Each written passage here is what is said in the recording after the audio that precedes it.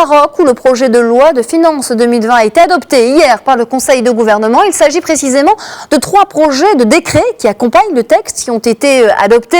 Le projet de loi de finances vise un taux de croissance de 3,7%, objectif qui repose sur l'hypothèse d'une récolte céréalière de 70 millions de quintaux, mais aussi un cours moyen de pétrole à 67 $ le baril et un prix moyen du gaz butane à 350 $ la tonne, selon le communiqué du porte-parole du gouvernement.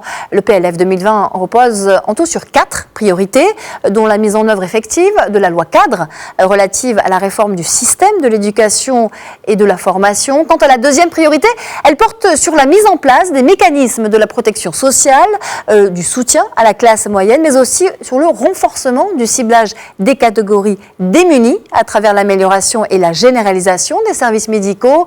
La troisième priorité, c'est l'accélération de la mise en place de la régionalisation pour remédier aux disparités territoriales. La dernière priorité consiste, elle, à donner une nouvelle dynamique à l'investissement et soutenir l'entreprise notamment. Alors, parmi les autres mesures prévues par le projet de loi, il y a la poursuite de la mise en œuvre du plan Santé 2025 à travers la création notamment de 4000 emplois pour une enveloppe de près de 19 milliards de dirhams. Il s'agit aussi d'appuyer à hauteur de 26 milliards le pouvoir d'achat des catégories vulnérables et de la classe moyenne.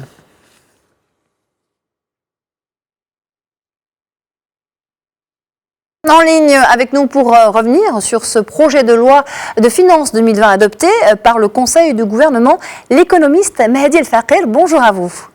Bonjour madame. Alors on vient de le voir, le projet de loi vise un taux de croissance de 3,7%. Il s'agit d'un objectif qui repose sur l'hypothèse d'une récolte céréalière de 70 millions de quintaux, mais aussi un cours moyen de pétrole à 60 $ le baril et un prix moyen du gaz butane à 350 $ la tonne. Est-ce qu'on peut revenir de manière précise sur le lien de corrélation qui existe entre le taux de croissance et ses variantes ? Il est clair que le taux de croissance dépend de 2 variables qui sont bien sûr le niveau et le volume de l'activité économique et également des charges de la pression qui seraient sur les dépenses budgétaires de l'État. Il ne faut pas oublier que l'État continue toujours à subventionner le gaz butane. Il ne faut pas oublier également que la variation du prix de pétrole influe sur l'activité économique, sans oublier que le Maroc est structurellement dépendant de la valeur ajoutée agricole. De ce fait-là, ces variables influent sur le volume, sur la création de richesses, sur le niveau de création de valeur ajoutée et de facto sur, bien sûr, le taux de croissance. Donc, si aujourd'hui, nous aurions bien sûr, je dirais en quelque sorte, des mesures favorables pour, bien sûr, et des conditions favorables pour une croissance économique, ceci devrait alléger les budgets de l'État d'un côté, permettre une meilleure rentabilité, un meilleur rendement économique de l'autre, et puis, de facto, bien sûr, un niveau de croissance qui est confortable. Alors, selon le communiqué du porte-parole du gouvernement, le PLF 2020 repose sur 4 priorités. Nous venons de les citer. Comment traduire ces priorités sur le plan budgétaire, selon vous ? Il est clair que les priorités qui ont été citées reposent sur des stratégies gouvernementales. La déclinaison des stratégies, c'est sur une période qui dépasse bien sûr 1 an. Aujourd'hui, tout dépend de la maturité, de la déclinaison de ces priorités. Il y a une loi CAP qui vient d'être adoptée pour l'enseignement, il y a également une stratégie pour le secteur de la santé, mais régulièrement, nous parlons d'un renforcement des ressources humaines, donc plus de recrutement pour les secteurs social, mais également un meilleur et plus d'investissement sur les infrastructures sociales ou sociétales, donc tout ce qui est sanitaire, tout ce qui est éducation.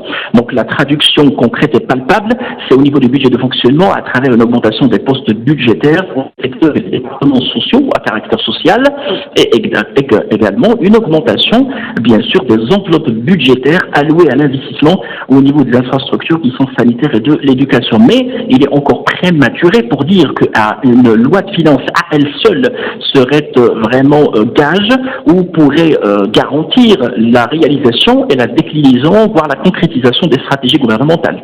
Alors Mehdi El Fakir, un mot à présent, si vous voulez bien, sur le ministère de tutelle qui rassemble désormais l'économie, les finances, mais aussi l'administration publique depuis la nouvelle mouture du gouvernement. Est-ce que cette nouvelle configuration a impacté ou peut encore impacter le PLF ? Il est clair que ce remaniement ministériel, c'est un re-engineering de l'exécutif. Et de facto, ça sera un re-engineering, bien sûr, des postes budgétaires, dans la mesure où l'exécution de chaque poste est tributaire des affectations de chaque ministère. Mais aujourd'hui, il faut voir que la proximité du ministère de la fonction publique, de la réforme administrative du ministère de l'économie et des finances, c'est surtout pour que cette dernière puisse piloter de façon directe, de façon plus accélérée et de très près cette réforme qui est coûteuse en termes de budget. De ce fait-là, les raisons sont des raisons certes d'ordre, technique, certainement, mais il y a également beaucoup de politique derrière parce qu'il faut agir rapidement sur cette réforme qui est tant attendue, qui serait coûteuse et qui serait également influente sur les marges opérationnelles et les marges financières de l'État. De ce fait-là, le re-engineering, bien sûr, du gouvernement devrait être pris en considération dans le découpage budgétaire, ne serait-ce que par rapport au découpage proprement dit, mais bien sûr, à compter de l'année prochaine et au niveau de cette année dans le cadre de l'exécution, il devrait certainement y avoir une influence sur le pilotage et la gestion budgétaire courante. Mehdi El Fakir, merci pour toutes ces précisions. Je rappelle que vous êtes économiste et que vous étiez en direct avec nous.